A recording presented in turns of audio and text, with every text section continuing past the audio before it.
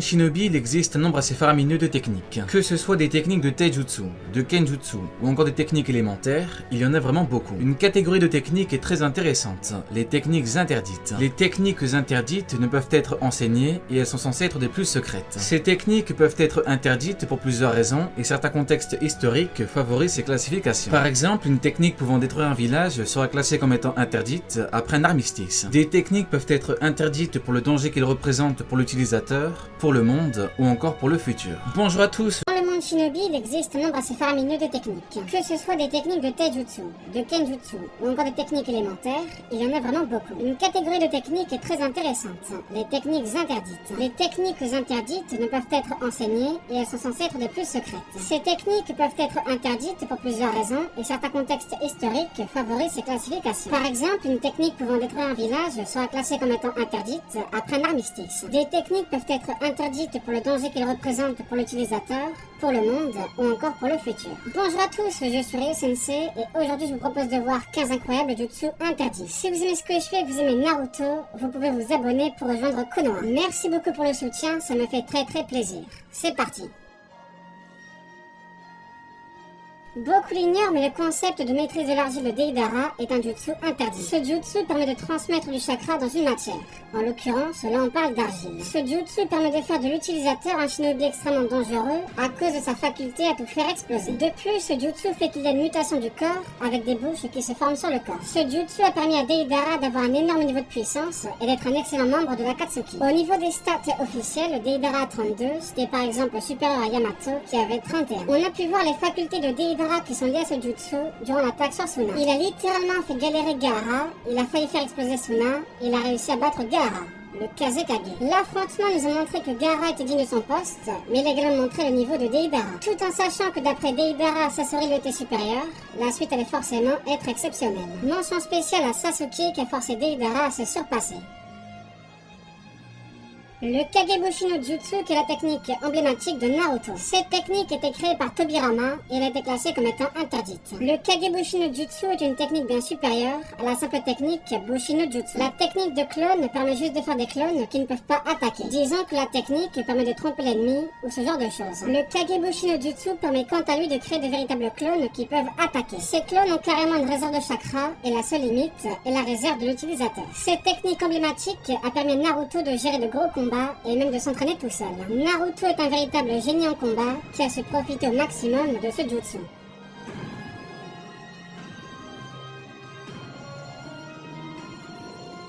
Kirin est une technique Raiten de Sasuke et c'est l'une des plus puissantes techniques Raiten de tous les temps. Dans la mythologie japonaise, Kirin est une créature sacrée qui est vraiment au sommet en termes de puissance. Si l'auteur a utilisé ce nom, c'est bien pour nous montrer que la technique est incroyable. En fait, c'est même la technique finale de Sasuke quand il a combattu Itachi. Il a voué sa vie entière à sa vengeance et c'est vraiment la technique qui devait le faire gagner. Malheureusement pour lui, Itachi avait le Susanoo et le bouclier de Yata. Par contre, ce qu'il faut noter, c'est que Kirin aurait pu ôter la vie de quasiment n'importe qui. En plus d'être ultra violente, la technique est d'après Zetsu ultra rapide. D'ailleurs, on note la vitesse d'exécution d'Itachi. L'élément de la foudre est surpuissant et Sasuke utilise carrément une foudre naturelle. Kirin est une technique interdite tout bonnement phénoménale qui nous a offert une fin de combat des plus grandioses. Voilà une technique interdite qu'a utilisée Tsunade, la 5e Hokage de Konoha. Création et renouveau. Elle n'a pas besoin de Mudra pour que le saut de son front se répande sur son corps. Une fois déployée, la technique lui permet à Tsunade d'encaisser des coups mortels. Cette technique lui permet de guérir de n'importe quelle attaque. Ça lui permet également d'être très dangereuse en combat. En effet, en combat, il faut être très technique si on ne veut pas se prendre un coup mortel. La 5e Hokage n'a pas peur de ça et elle peut directement aller à l'affrontement. En fait, la technique permet un très gros avantage en combat. Cette technique est par ailleurs considérée comme étant l'ultime technique médicale du monde shinobi. Tsunade réussira à combattre le grand Madara Uchiwa qui reconnaîtra sa valeur. La fureur divine est une technique interdite qui utilise le rituel du clan Tsushigumo. Cette technique peut en principe ôter la vie à n'importe qui et elle peut annihiler un village. C'est Hiruzen Sarutobi en personne qui la classa comme étant interdite. Hiruzen a carrément fait un pacte avec le créateur de la technique. Il aura fallu que Utakata utilise la puissance de Rokubi contre la technique.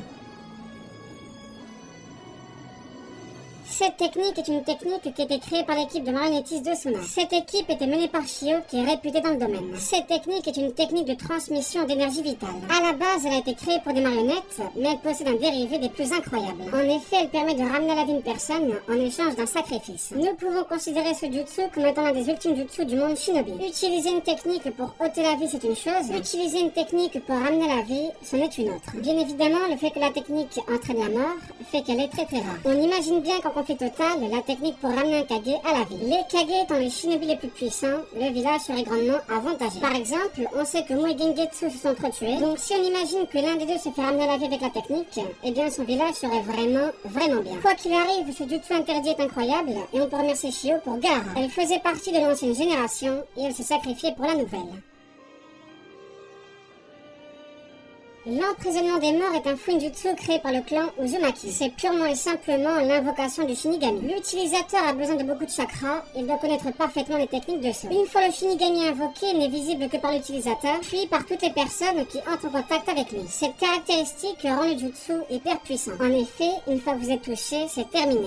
Le Shinigami ne vient pas pour rien. Le rôle du Shinigami est de sceller l'âme de la personne désignée. Le Shinigami est derrière l'invocateur et il passe sa main à travers son torse. Il est en mesure d'attraper tout être et toute matière. Une fois l'âme extraite, le scellement est définitif. Cette technique interdite des Uzumaki est l'une des techniques les plus puissantes du monde shinobi. Vous sacrifiez votre vie et le Shinigami s'occupe du reste. C'est avec cette technique que Hiruzen a pu sceller Hashirama et Tobirama ainsi que les bras d'Orochimaru. Une fois que le Shinigami a agrippé l'âme de la cible, celle-ci ne peut plus utiliser le moindre jutsu. Pour annuler cette ultime technique, il faut invoquer le Shinigami avec un masque à son effigie. La suite peut être fatale pour l'invocateur qui doit trancher l'estomac du Shinigami, ce qui touche également à l'invocateur. Par exemple, Orochimaru a survécu et il a récupéré la partie manquante de son âme. C'est grâce à la technique interdite des Uzumaki que l'ultime conflit a basculé en faveur de l'Alliance. Avec Hashirama, Tobirama, Hiruzen et Minato, c'était différent.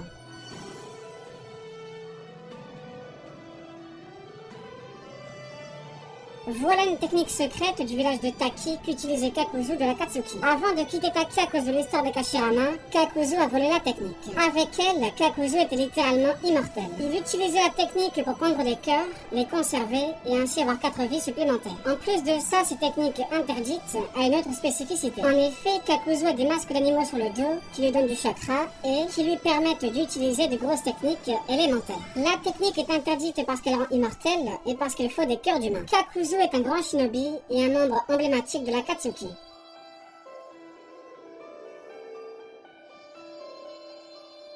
De base, l'enchevêtrement scalaire des parchemins a été créé pour être utilisé avec la réincarnation des âmes. Cette technique est une technique qui utilise des parchemins explosifs qui explosent à l'infini. Avec le papier de la régénération, la personne réincarnée crée encore et encore des parchemins explosifs. Ces parchemins s'accrochent comme des aimants puis explosent. La victime se retrouve dans un cycle infernal qui l'amènera à sa perte. Conan a réussi à contrer la puissance du Mangekyo d'Obito avec des parchemins explosifs. Cette technique permet également de passer outre la puissance du Mangekyo d'Obito. Il n'y avait que le grand Tobirama Senju pour inventer quelque chose d'aussi fou. Cette technique est incroyable et on comprend pourquoi tout le monde respecte Tobirama.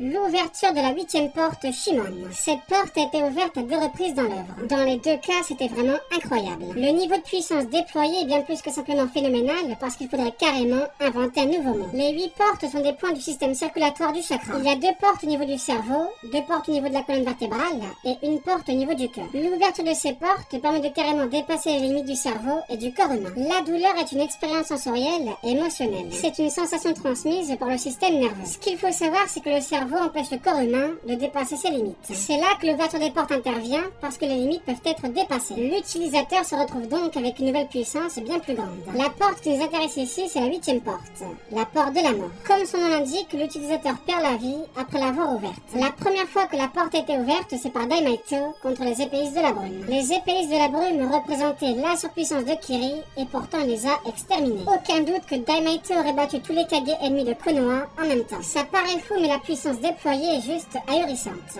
On atteint un niveau de malade mental. La deuxième fois que la porte était ouverte, c'est par son fils Gaimaiito contre Madara Uchiwa. Là, on parle de Madara Uchiwa, Jinchuriki de Jubi, qui est le démon à 10 queues. Jubi, c'est Kaguya et l'arbre Shinju. Jubi, c'est la puissance des 9 démons à queue. Jubi, c'est le démon qui a combattu Agoromo et Amura en même temps. Le pire, c'est qu'on ne parle même pas de Jubi, mais d'un Jinchuriki parfait de Jubi. Madara était censé être tout puissant, et pourtant Gaimaiito lui a fait très mal. L'auteur considérait Madara comme étant invincible, et pourtant Gaimaiito a failli le vaincre. Il a failli vaincre l'invincible. C'est du jamais vu.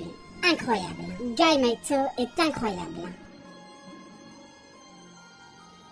L'Izanagi et l'Izanami sont les techniques ultimes et ultra secrètes du clan des Uchiwa. Ces deux techniques sont sacrificielles, cependant, on ne sacrifie pas une vie, mais bel et bien un œil. Un œil est sacrifié par technique. Les yeux,